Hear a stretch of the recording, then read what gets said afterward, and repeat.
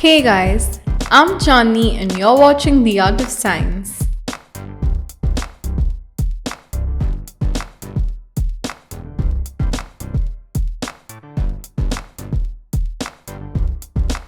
So tell me something, when life gives you lemons, what do? I'll tell you, you make electricity with it.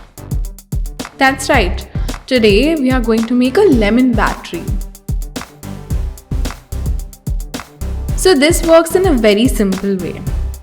All the lemons act as cells. Cells make up a battery and batteries have a negative and a positive terminal. The copper acts as the anode or the negative electrode and the zinc acts as the cathode or the positive electrode of the cell. The lemon juice acts as a conductor, just like the one present inside a cell. Now the electrons flow from copper to zinc through the lemon juice, converting the chemical energy of the fruit to electrical energy.